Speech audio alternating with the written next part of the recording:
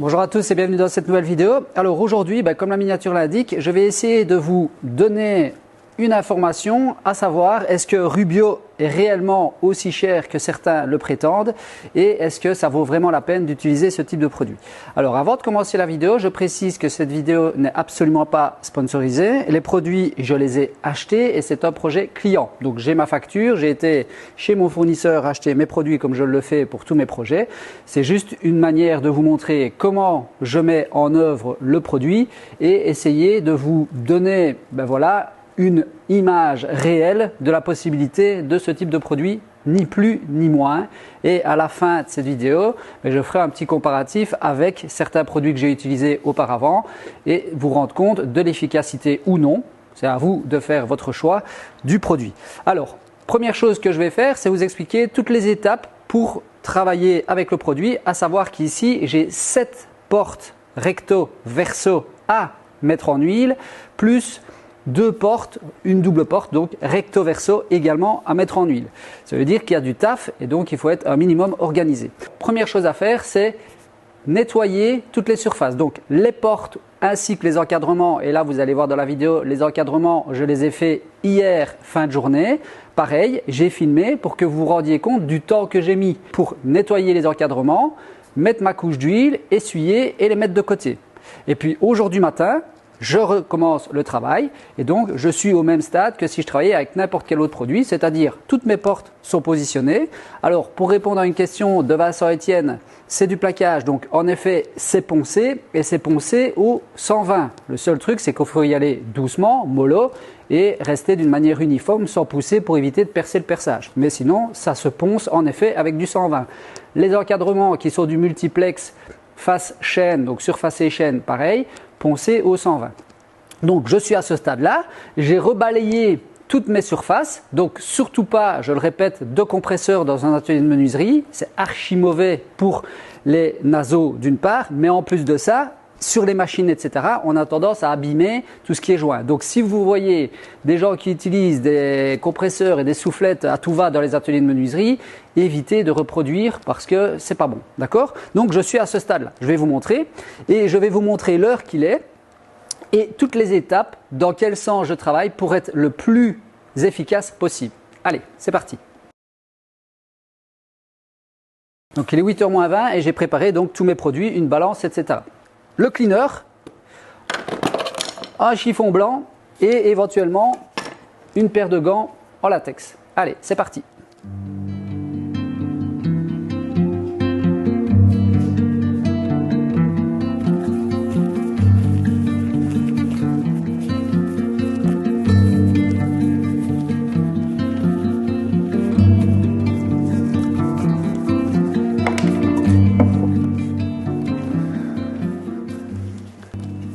Donc on imbibe le chiffon de produit et on essuie tout simplement la surface pour récupérer la poussière qui est encore dans les pores du bois. Donc à ce stade, on peut voir aussi, en mouillant légèrement, enfin c'est pas de l'eau, mais si on a des queues de cochon au niveau du ponçage ou si la finition du ponçage est nickel. Donc ça fait déjà ressortir, donc ici c'est impeccable.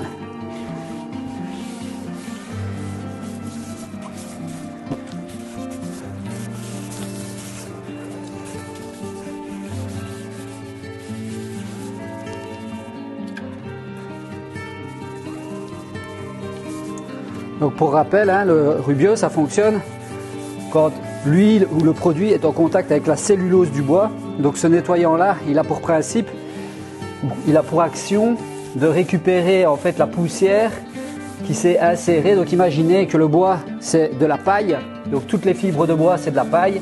Et quand vous poncez, vous remplissez ces pailles de poussière de bois. Et ce produit-ci permet en fait de récupérer ou de retirer la poussière de bois qui est donc dans ces fameuses pailles pour permettre au produit de rentrer en contact et donc d'être efficace. Allez, je finis de nettoyer toutes mes portes et je vous reprends après. Donc une fois que j'ai fini le nettoyage des portes, le temps que ça sèche, je vais mesurer maintenant la surface des portes et donc la surface à couvrir pour faire le calcul du mélange du Rubio. Toutes les portes sont nettoyées et vont devoir sécher. Alors je ne sais pas si vous entendez le ventilateur, je suis évidemment venu mettre le chauffage 1 heure avant. Donc il est 8h moins 5 plus ou moins. Donc maintenant je vais tout simplement prendre mon mètre et je vais mesurer la surface de porte. Donc je sais qu'elles font 2 mètres de haut. Voilà. Et en largeur 83 pour certaines et 73 pour d'autres, ou 73 pour les Français. Donc je vais faire ma surface, additionner, noter sur un papier, et puis je vais faire le mélange comme je l'ai expliqué.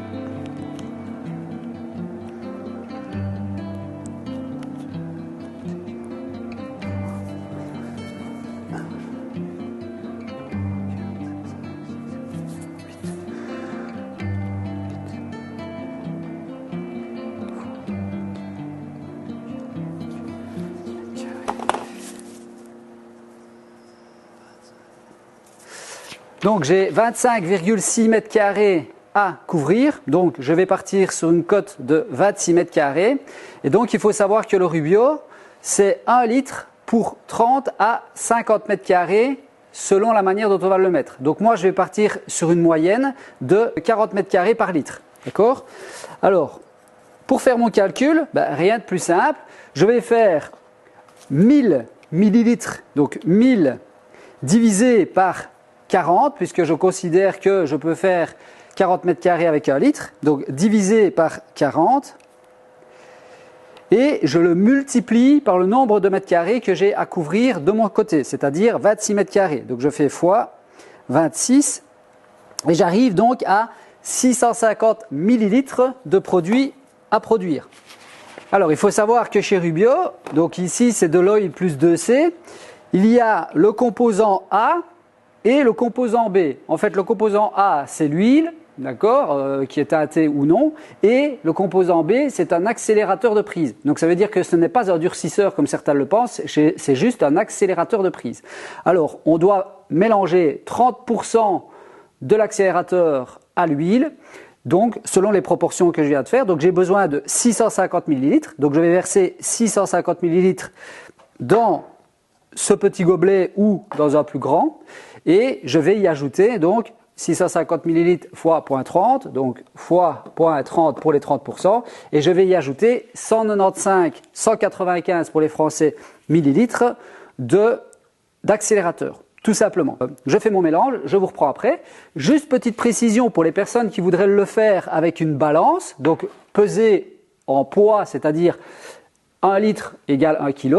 Attention, la densité du Rubio n'est pas la même que l'eau. Donc moi, ce que je vous conseille dans ce cas-là, c'est remplir une petite fiole comme ceci d'eau, remplir 650, donc dans mon cas, si vous étiez dans mon cas, remplir 650 grammes d'eau pesée, vous faites un trait et c'est à ce trait-là que vous allez remplir votre Rubio. Comme ça, vous êtes certain d'avoir 650 millilitres. Si maintenant vous mettez le pot, que vous versez l'huile et que vous avez 650 grammes, c'est pas bon, puisque l'huile n'a pas la même densité que l'eau. Ok? Donc votre calcul serait faussé. Je fais mon mélange sur le temps que ça sèche, d'où l'intérêt de réfléchir aux étapes que l'on doit faire, c'est de pouvoir planifier celle-ci en fonction des temps de séchage, etc. Donc là, moi je suis bloqué, donc je vais faire mon petit mélange tranquillement et puis je vais me préparer pour mettre en huile. Alors c'est parti, donc ça c'est le pot que j'ai déjà utilisé donc hier pour faire les encadrements, donc je vais continuer. Alors, donc je remélange toujours un petit peu, tout simplement, pour rendre l'huile homogène.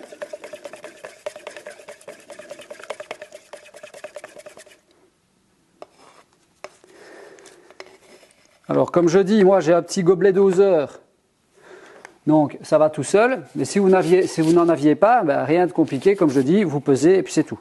Donc j'ai dit 650 ml, donc je vais mettre 350 déjà pour commencer. Ça sera 300. Voilà, donc 300 millilitres que je verse déjà dans mon bac.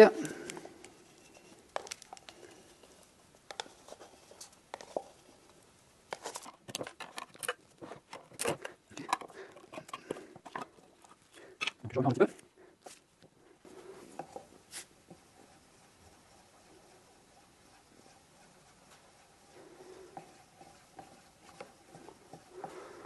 On voit que ça commence à devenir vraiment homogène.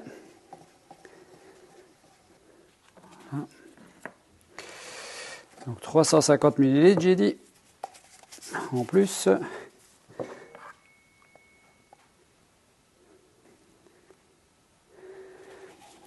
Ok.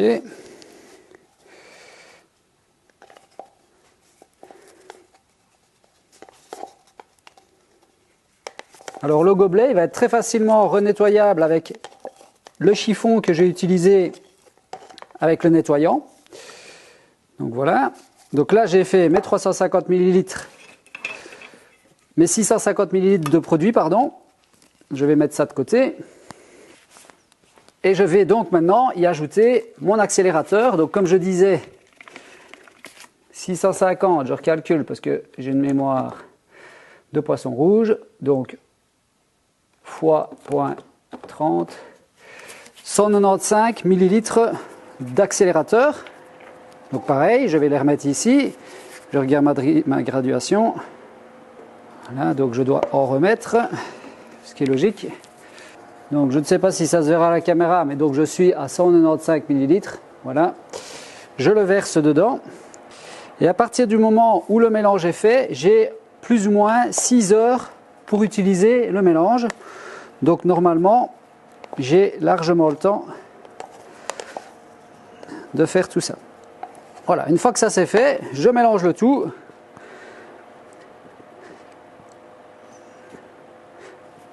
Et comme je le disais, ça c'est le chiffon que j'ai utilisé pour nettoyer mes faces de porte. Je vais renettoyer mon gobelet avec, tout simplement. Donc voilà, en attendant que tout sèche, j'en profite. Je renettoie tout de suite mon gobelet. Moi, je vous conseille de le faire directement aussi. Comme ça, il est réutilisable à souhait.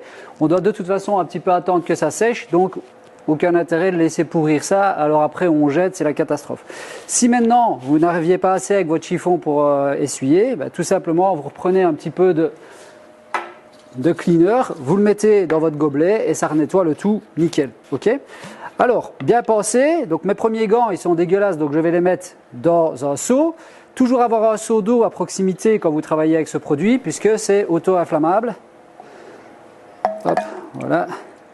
Et donc, il faut toujours mettre ça dans de l'eau ou dans un récipient hermétique fermé pour éviter que ça prenne feu, surtout dans l'atelier. Donc sur le temps que ça sèche, je vais vous expliquer un petit peu comment est-ce que je vais procéder, comme ça vous vous rendez compte, parce que après je vais quand même essayer d'avancer.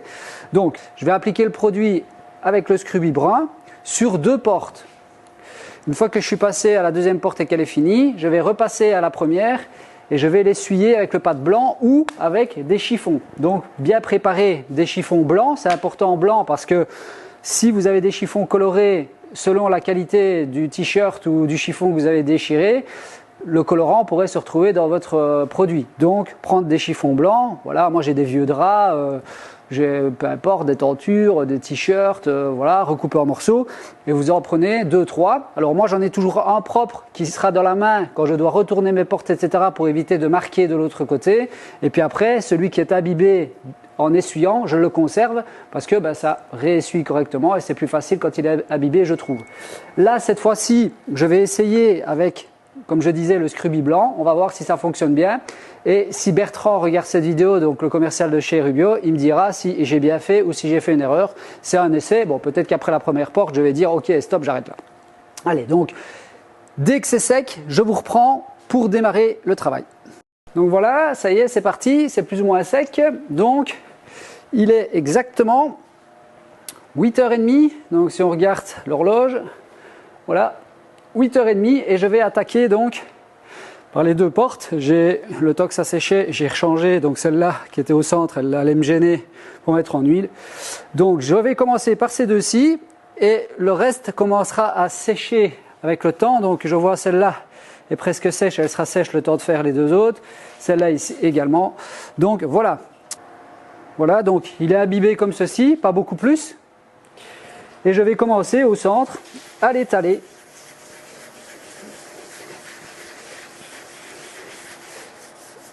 Et je vais ainsi faire toutes mes portes de la sorte. Petit à petit, le scruby il sera de plus en plus imbibé.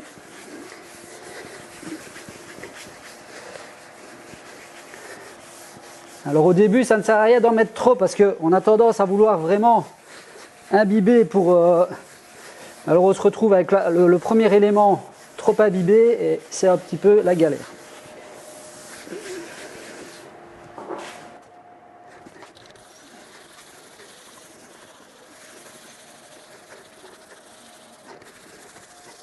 Voilà, donc bien pivoter pour bien faire pénétrer le produit, tout simplement, bien vérifier qu'il y en a partout, d'une manière relativement homogène. Puis je vais passer à la suivante. Sur le temps que ça s'imprègne et que je fais la suivante, eh bien je suis tranquille.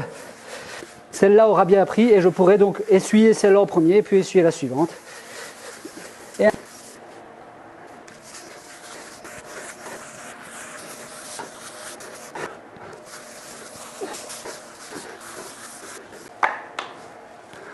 Maintenant, je passe donc au pâte blanc ou avec un chiffon, comme je le disais, et je vais récupérer le surplus.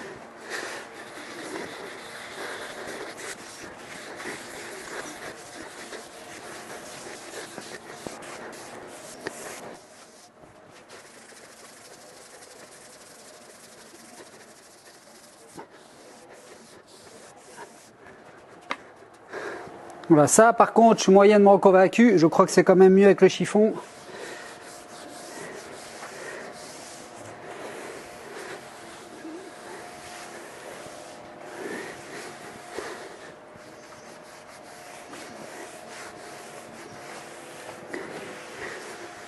Voilà. Voilà, j'essuie éventuellement le surplus si j'ai débordé sur les champs, comme ça je suis sûr que je ne fais pas de coulée. Et voilà.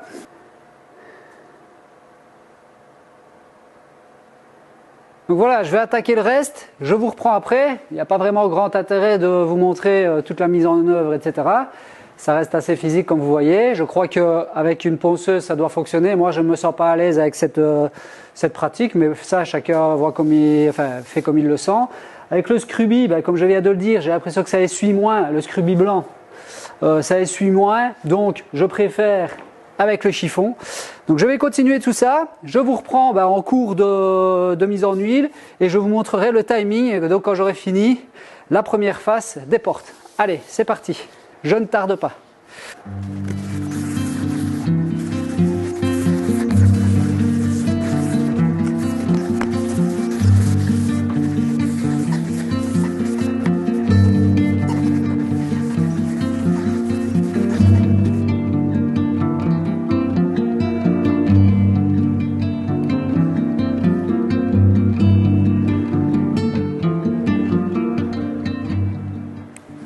Donc je vous rapproche comme ça, vous voyez, avec le temps, le pad commence à être bien imbibé et donc on doit en mettre de moins en moins entre guillemets sur le pad.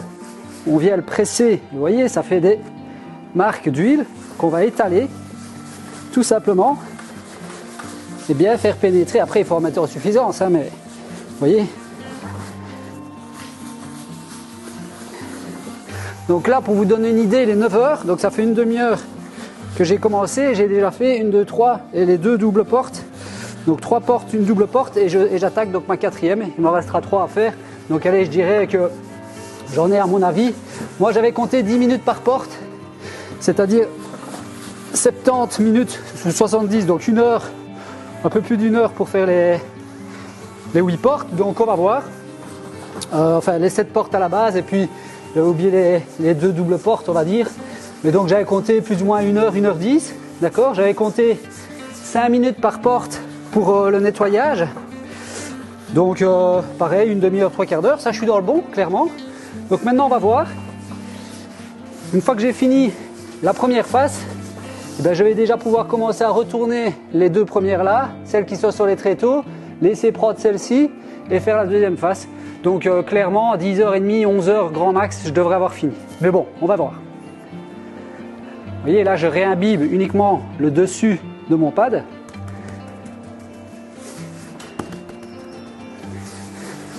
Et je viens l'étaler.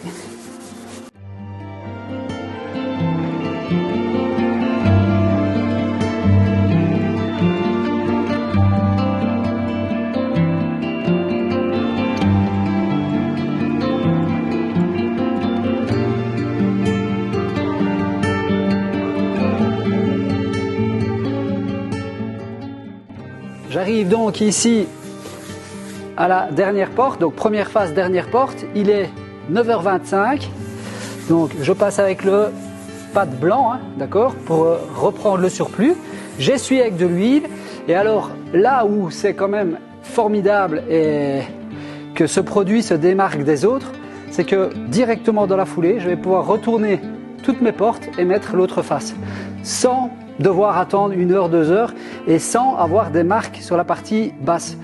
Ça, c'est une énorme différence. Donc, je reviendrai en fin de vidéo, mais la question qu'on se pose souvent, c'est est-ce que c'est vraiment un produit dédié aux amateurs? Eh bien, je vais vous répondre en fin de vidéo.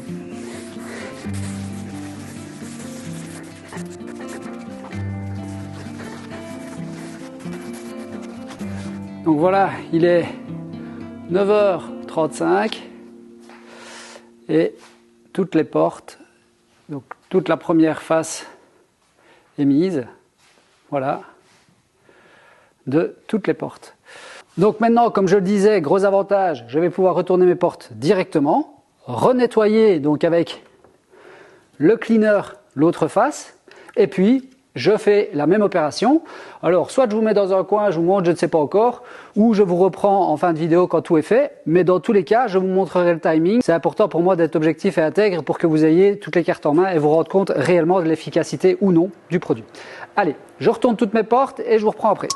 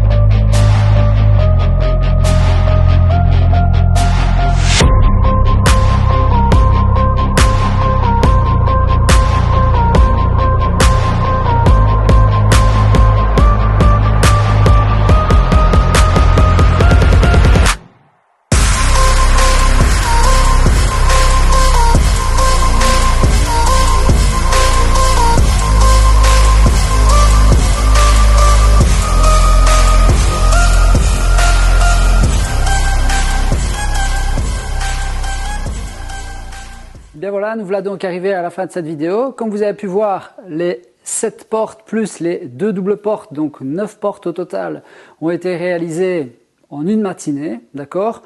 Je me suis arrêté une petite demi-heure pour aller boire une tasse de café et aller voir ma fille, comme je vous l'ai dit. Mais à midi, j'ai tout fini, mais tout est rangé. C'est-à-dire que au moment où je vous parle, tout est prêt à être livré. Mon atelier est totalement disponible. C'est là que je vous dis, est-ce que c'est vraiment efficace pour des amateurs comme des professionnels? Je pense que les images parlent d'elles-mêmes.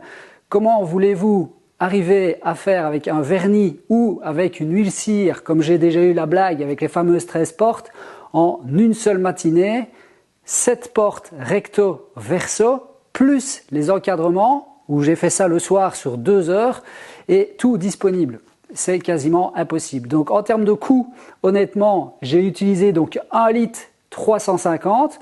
Donc il existe des contenants d'1 litre, mais il existe des tout petits contenants. C'est là que souvent les gens se font une idée de « ouais, Rubio c'est cher parce que 1 litre, je ne sais pas combien est-ce que ça peut coûter, admettons 140 €. » Le problème, c'est que vous avez rarement besoin d'1 litre.